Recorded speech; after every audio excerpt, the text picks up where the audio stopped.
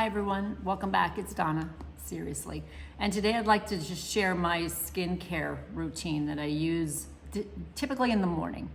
So after I wash my face, the first thing I put on is a vitamin C serum. And this is the one I've used from Amazon. And it is vitamin C for dark spots by Goodall, Goodol, and we'll have it down in the description box. And the problem is, and it's in a glass bottle, the problem is it just goes fast. It's 1.01 fluid ounces. So if you have a vitamin C serum that you really like, can you just put it down below so I can check it out?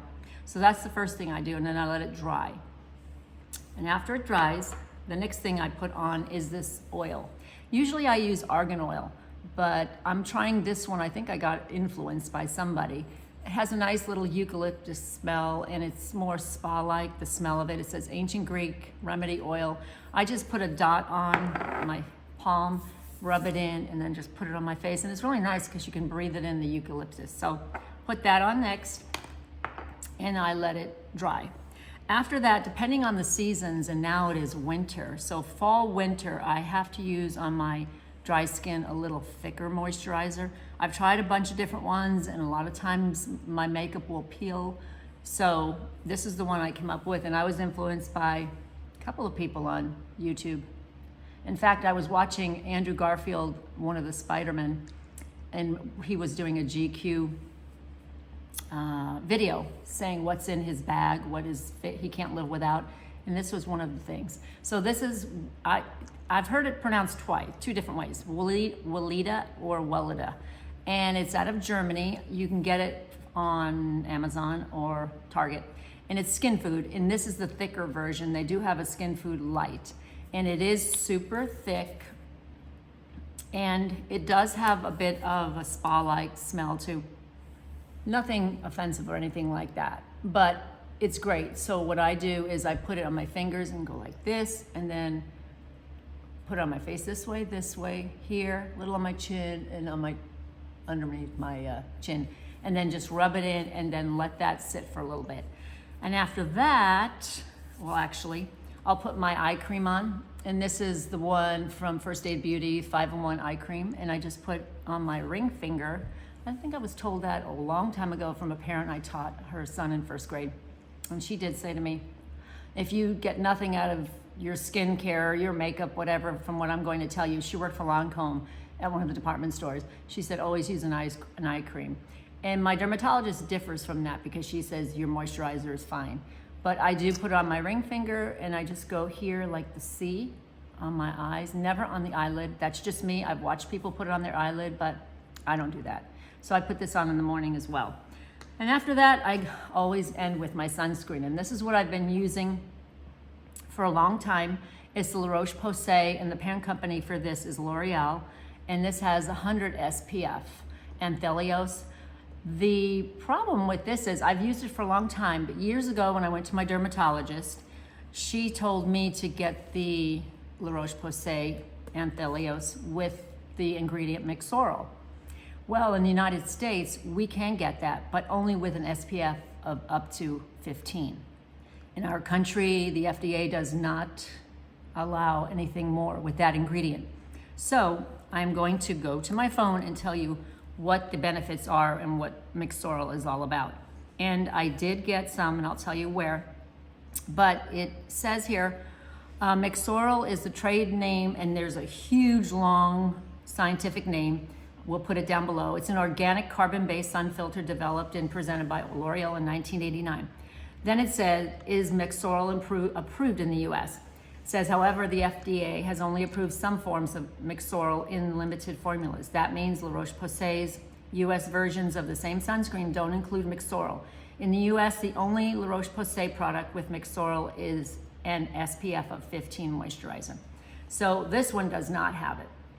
And I ordered it years ago on my dermatologist's advice, but I had to go to a company up in British Columbia, in Vancouver, and we'll link it below. It's called fa.mix, and I ordered it a few weeks ago, so I did get it, and this is what it looks like. So it's a little different. It has 60 SPF, And I think this is the highest I could get from them.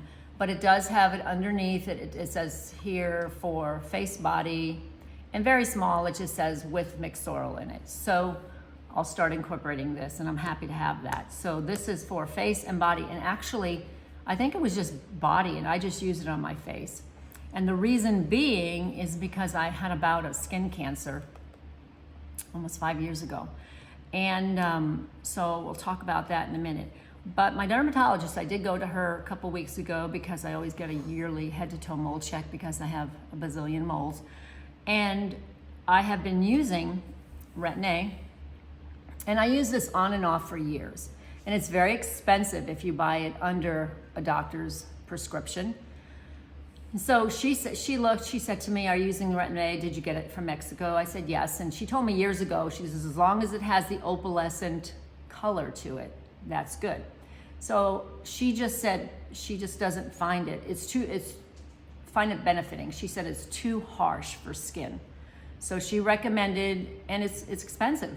I mean, this because we got it out of the country, but I remember buying a small tube of it under my doctor's prescription, and it was $100, and it was a lot of money at that time. And this was probably almost 10 years ago. So I did get it, was using it, and I did tell her that I'll use it on and off for a few times a week, and I'll get the peeling here and stuff. So she said, for Retin-A to be effective, you need to use it every day for a year, and then you'll see signs of its effectiveness. So she does not recommend this anymore. She says it's too harsh. She does recommend, however, adapalene, and this is the brand name Differin, and you can get it over the counter. I got it at CVS. I know Walgreens sells it, and I've heard other dermatologists talk about this too. And this is for dark spots, so it's a serum, and I just put it on at night, and I put it on because I do have a lot of hyperpigmentation, a lot of sun damage here and here, some here, and I use that in the evening. Although on the instructions, it does say you can use it in the morning and the evening, but for now I'm just using it in the evening, let it dry, and then put the rest of my skincare over it. But this container, I think, was about $28 at CVS. A lot less than if you were to buy a prescription of Retin-A, and she did say this is just as effective, if not better. So I'm using this now. And let's see. So, like I said, about 5 years ago, I found this tiny little thing on my nose, and I've had stuff frozen off my nose before, pre-skin cancer. And I went to the dermatologist. It was not the dermatologist who just did this head to toe check. She's been my dermatologist for over 25 years. However, she could not see me. She's always so booked. So I saw a physician's assistant. And I said to her, I think I might have some pre-skin cancer. And I know pre-skin cancer, just because I've had it on my face different times, is rough. And I've had it frozen off on the sides here, different spots. But this was up top here. And so it was a physician's assistant, and she said, you know what, let's do a biopsy. So she did a biopsy, and the one assistant gave me the lidocaine, didn't feel anything. And they got back to me probably a couple days later, and it was positive for basal cell carcinoma. So that was in, I think, July of 2019. And we were headed to the beach that month. So I thought, okay, I made the appointment to have the surgery in August. And it was through the same dermatologist company, practice, I should say. They have the doctors, and then on the upper level, they'll have the surgeons. So it was a dermatological surgeon who specialized in this. And it was the tiniest little spot on my nose, but it didn't go away. And I do remember my dermatologist saying a skin cell takes 28 days to develop, so just watch it if you have something suspicious. So this didn't go away. So the surgeon explained it to me, and it was small. He said it's the shape almost of a football.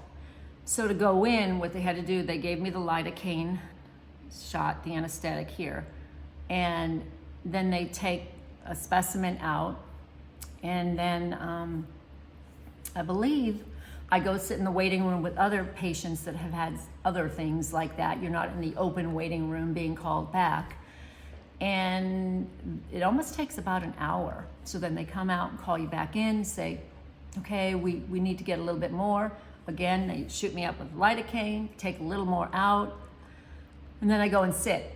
So 2 rounds of that, and then the nurse came in and the doctor said, okay, we got it all, which was a huge relief. Go into a different room, and the one nurse said, okay, he's gonna stitch you up. And I had no idea what I looked like on this nose. So she did say, she goes, you know, I know that you got the lidocaine shots on the side of the nose. She says, but you're gonna get the shot in the cartilage here, and it's gonna hurt.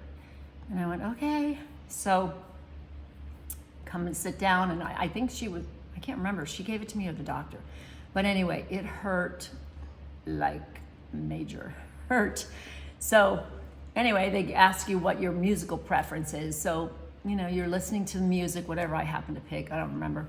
So the doctor and the nurse were both talking very casually, and then all I could see, and I was numb at that point, didn't feel anything, was just this long thread just being back and forth, back and forth.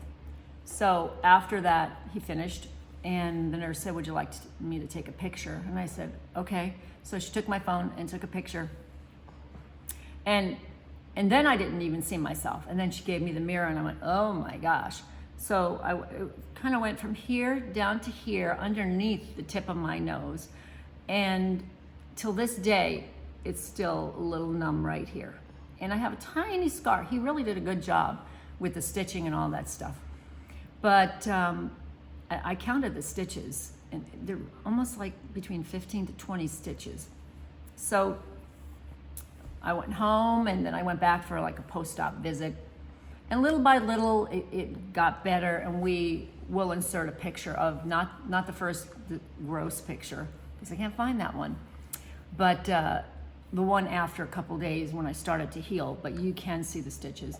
And till this day, that just freaked me out.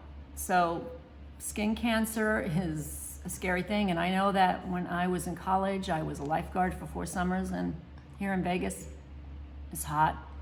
And I don't even remember back in the 80s, the early 80s, we called it suntan lotion, copper tone, Hawaiian tropic. So I don't even remember SPF. So we just put stuff on, and that was that. So now I do this, and it's funny because I was tutoring some girls last year, and all they wanted to do was get a suntan. I gotta get a tan, let's see what the index rating is. I'm like, girls, you should put sunscreen on. And I asked the doctor, I said, is this because I got a bad sunburn in my youth or, you know, my 20s? He said, no. He said, as you get older, your skin thins out. So that's what happened to my nose, and the nose knows.